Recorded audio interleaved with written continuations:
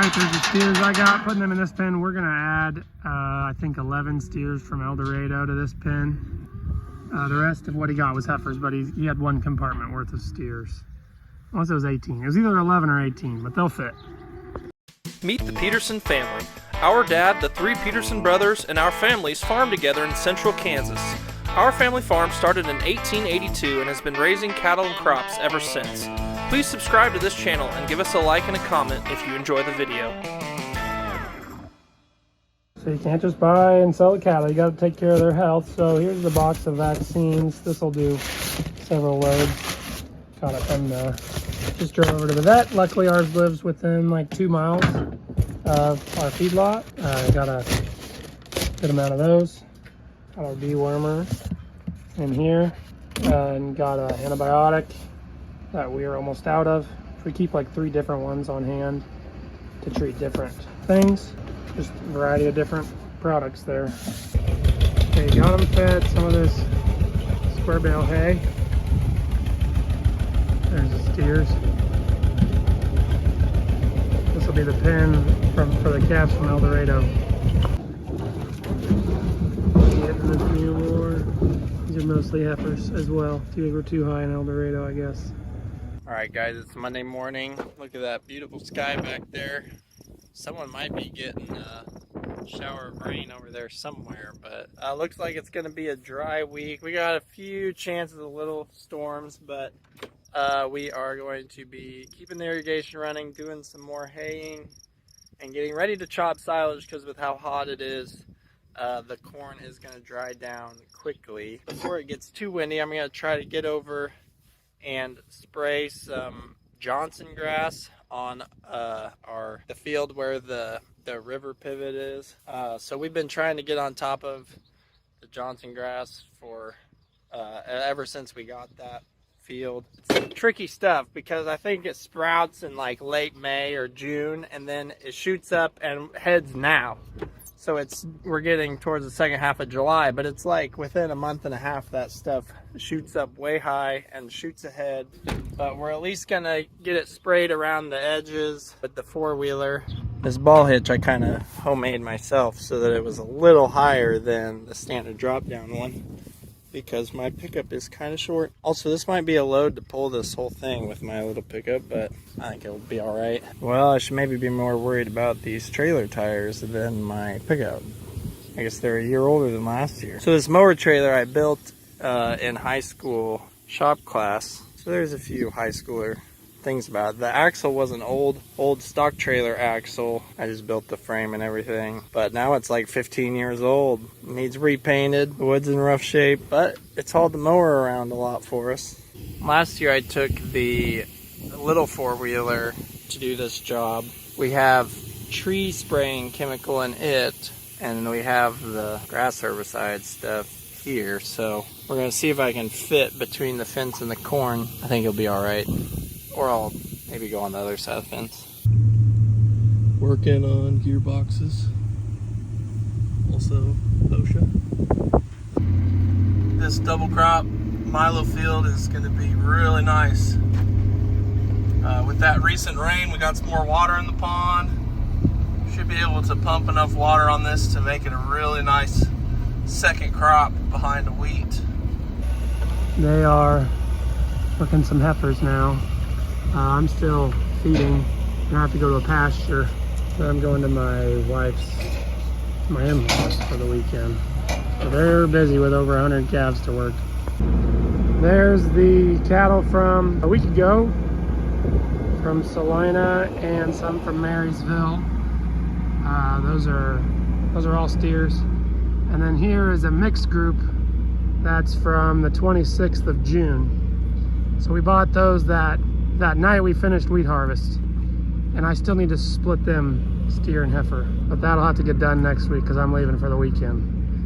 But the steers from this side will go with these steers over here in a big pen, and the heifers will get put together into a smaller pen. But it's good to have some cattle on feed eating some silage because our consumption really went down. Our number of cattle is back to where it was. We have more cattle than we had at wheat harvest. We are eating a lot less because they weigh 500 to 600 pounds instead of 800 pounds. And that's what we do here is we gotta self-feed through walking it off the farm. So you gotta have something eating a lot. Use up your feed. That stuff tastes good. Eat it up. The cows are on the move again. I haven't been out here all week. I had them have access to a pretty big paddock, and I thought they would have grubbed it, but I came out here and there's still a lot of grass. So they're starting to, it's not as much of a, you know, spring growth, really nice. Some of it's turning coarse and everything. So they want me to bring them some protein and they want a little snack, but I'm glad that this pasture is going to last them an extra month or two longer than it's lasted the last 2 years during that drought. Got really good growth here. Calves look happy, cows are full. I'm putting them in a new paddock this morning before I leave over the weekend. I had to come back to my battery source, and but now it's hot again. Oh, there we go, that's a little higher. Now I'll take this back and I'll exit out, I guess, the other side of the pasture. Well, I was gonna try to have Evan film me, but it was kind of a disaster catching the cow.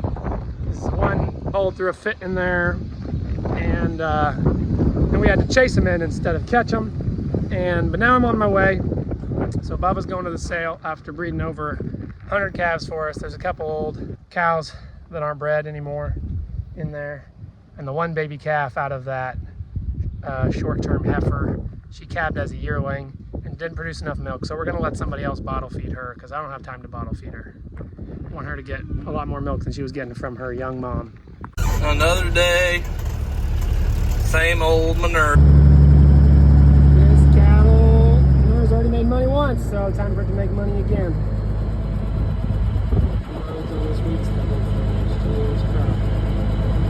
We got this DMC ready for swathing some sedan grass.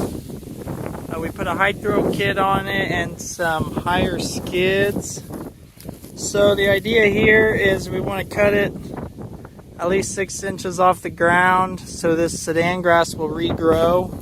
This was also a mix with turnips and radish in it. So those should kind of get more growth now. Although they will like cooler weather better probably later in the fall. There's also still some pigweeds in here, but we're going to knock them back and hopefully still be competing with them. Hopefully they won't be as bad out in the middle, but we got some really nice feed. Going to make a lot of bales, good high quality bales. This will need to lay for a couple weeks, but it'll be the hottest weeks of the year, and hopefully get it baled up nice. So when we grow sedan grass after wheat, we found it doesn't work as good to bale it because when you swath it, you swath some straw, and there's also straw on the ground that ends up getting raked into the bale. So then you have all this old straw with your high quality sedan. So this year we just did like 50 acres of this full season sedan grass, so we could just get a cleaner bale and stuff. And then basically what is double crop after wheat will either be grazed, and I think we're gonna chop one field. We'll see how it goes. We'll see how we feel, but that's what we found works. So this will also be, this patch here will hopefully be grazed, the regrowth, as long as we don't have nitrate issues. And then the other patch will actually be swathed and killed and drilled back to wheat later. It's due to go to wheat.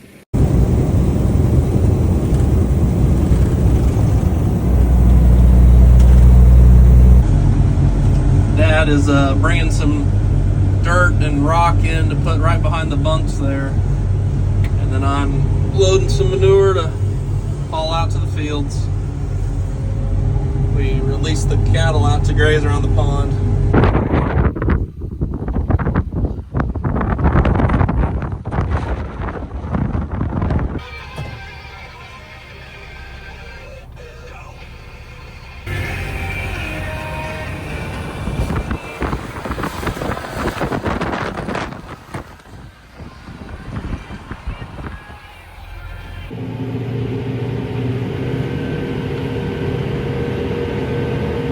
all of a sudden there's a chance of rain for tonight. But we're gonna keep hammering down.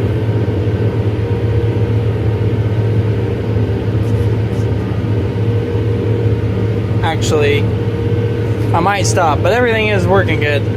But not really stop because of the rain, but it's 6:30 and try to go home for supper. And then I was gonna start the pivot with the chance of rain. Now I don't know whether I should wait and see if it rains or not, but I'll be annoyed if I don't start it and then it doesn't rain and then I'll be a few hours behind. I don't know what to do. And now with another load of manure. Well, it's clouding up. What do you think? Is it gonna rain? I don't know.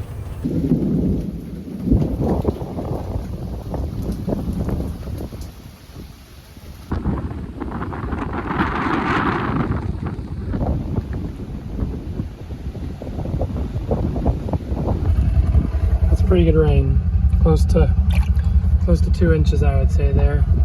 This one probably has a hole in it. We're back to square one.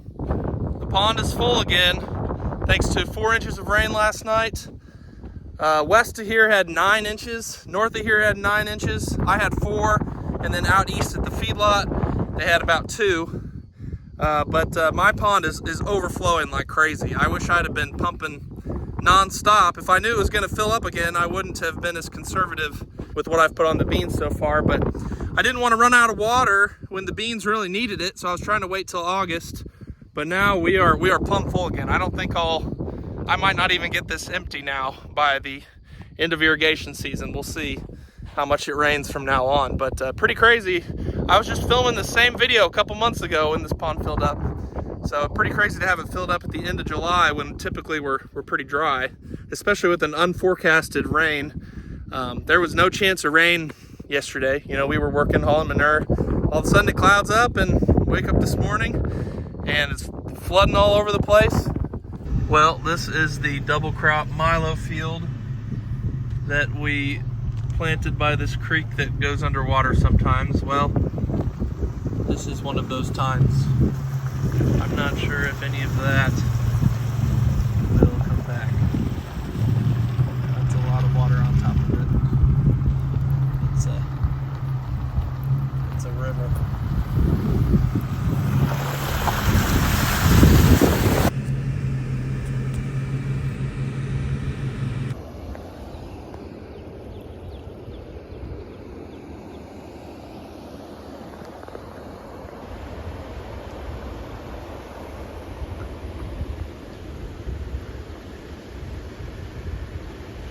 The river is still rising, but slower. I've been watching the meter or the gauge, whatever you want to call it, at the Lindsberg station, but it's slowing down. So we tied this baby. It looks kind of funny because we tied it off to the riser. It would have to come up another 4 feet. They thought tomorrow afternoon it would crest, but it's a lot of water.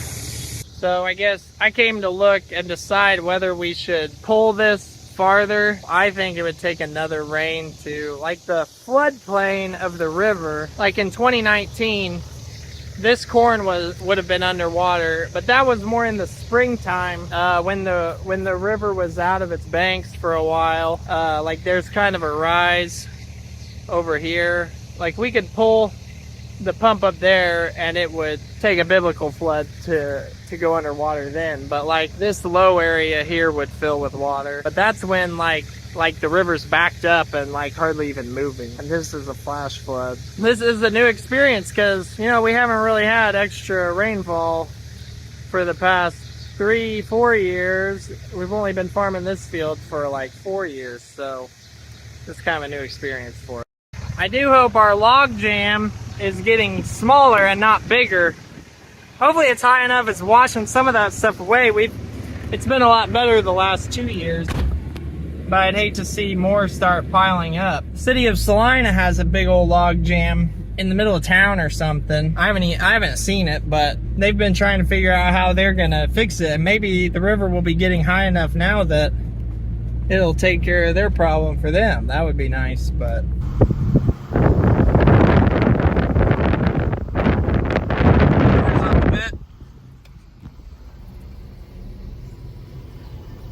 Probably the highest it's been in 10 years.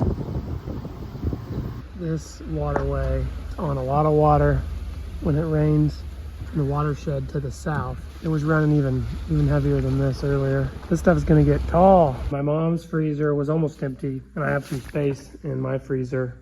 So we're taking steaks and some hamburger patties out of here. And we're gonna let my mom's freezer defrost. It's a bit of an older freezer. She walks past it every day out here. It's pretty reliable. Anyway, we'll let that defrost and we're gonna go pick up a shipment of meat. We have more being butchered at the end of August. So I got plenty of meat on hand. So Greg sent me a video. This was all underwater after Monday's rain. And then we got a big rain last night. Not as big over here as on some of our fields, but it's all dried out, it looks like. So this stuff's gonna keep growing. Even though it was underwater, it's got some deposits of residue there. It's gonna really grow. It's way taller than the wheat stubble already. This is the highest the river has been yet. It's like close to 30 feet deep.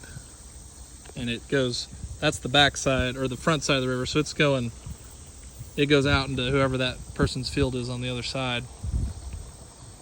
So if you've seen our previous videos, you're familiar with our river pump site and what it normally looks like. So it would normally be like 8-10 feet underwater down in there, and then the river screen is way down in the riverbed. So this would be like 8 feet underwater right now. That would be like 20.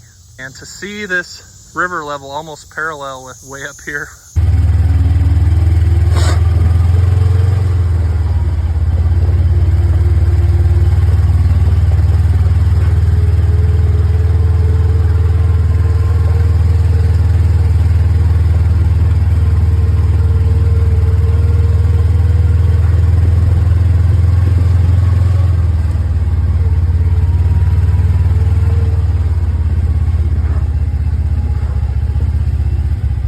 I had loaded up lick tubs full of silage for these cows that are on weeds.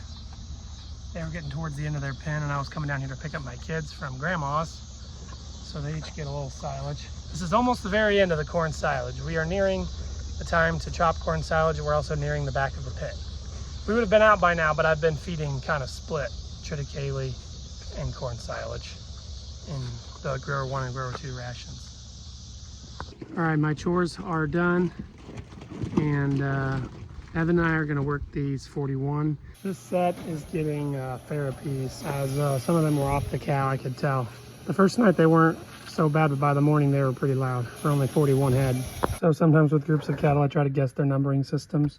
I started out thinking they just numbered them straight down the line, like 1, 2, 3, 4. But I do think they were tagged in the month of the year. So the 10/24s are from October, and the 11s are from November. There's a September, and then there's one from August. So pretty wide out calving interval, but I'm pretty sure that's what it's from because there's too many 10s for it to mean anything different. And the pinks were out of heifer calves and the yellows were out of steers. So with all this rain, we're still finding stuff to do. We still had some drilling we wanted to do. And honestly, I should have been dealing with this sooner than now, but this has been a good opportunity. We had some hydraulic oil leaking from our SCVs, and I already fixed the one that was definitely the problem. We had one of these back O-rings was like totally blown out. Now I'm pulling the other ones to check. See, this one I think has started to leak and it's kind of in rough shape. What it seems is the easier they pop out of here, worn that O-ring is, some of them are kind of hard to pop out of there. Those are the ones that seem like the O-ring's still fine. I think some of them have been replaced, but evidently 4,000 hours is maybe like the lifetime on these, because both that 7R and now this 8R that we got basically had to replace all these when we got them. At least I kind of know what I'm doing this time. Then I've been trying to check the O-ring inside of there as well, but it's kind of hard to tell. I thought I knew what they looked like when they were worn a little, but then like I got some new ones and they basically looked the same as what I was pulling out. This leak fixed, and then pay more attention which ones might be leaking or not, because these might actually be fine. So these ones are real easy to just roll on and roll off. These inside ones are a little more tricky. I have a better pick than this one, but they're not too hard to get out, but then to get in, you have to shove them in there. I kind of use a needle nose pliers. I kind of fish it in there with the needle nose pliers, and then I can use this to put pressure on both sides as I circle it around. And that's really helped. I think there's O-ring tools that kind of do that. But just using the picks did not work for me. I spent forever trying to mess with it. Then I found on Google the trick of using a needle nose. I could push on both sides at one time and kind of stretch it into the groove. That worked a lot better. Oh, here you can see what a full pond looks like. This is our irrigation pond for what we call the big pivot that has double crop milo on it. This is the overflow. It's gone down a significant amount. You can see it was all the way out about there and way back. It's now flowed through there, and it's now at the same water level. So this green will get to keep growing. It's not underwater anymore. There's a little bit that will probably drown out. But we will be able to start pumping this out in August on that milo. Until then, the cows are gonna graze it. I have a new patch for them right here. You can see where the windrows stop. I have this strip fenced now. It was so many pigweeds, we didn't really want them to go to seed. So we swathed it once, made 4 bales, and now we're gonna graze it to keep them from going to seed. So that'll be supplement for the cows. But I just open them up to it now. I have this overhead wire that goes over the top to keep getting this fence hot so things can pass underneath here. Hooking up the second baler out of this shed. Just barely fits in here. We need it for baling alfalfa in the morning. Gonna feed now. Just have this last load on a Sunday night. We got that baler ready for Monday morning. Get that alfalfa up after it's gotten 4 inches of rain on it.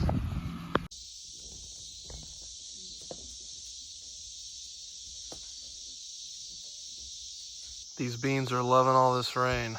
Also, look at this, magnificent.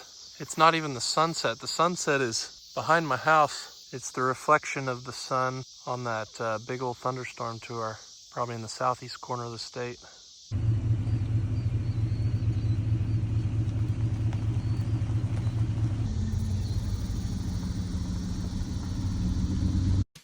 Thanks for watching, everyone.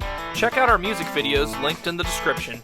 You can also follow us on Facebook, Instagram, TikTok, Twitter, Snapchat, and explore our website, www.petersonfarmbrothers.com. See you guys next time.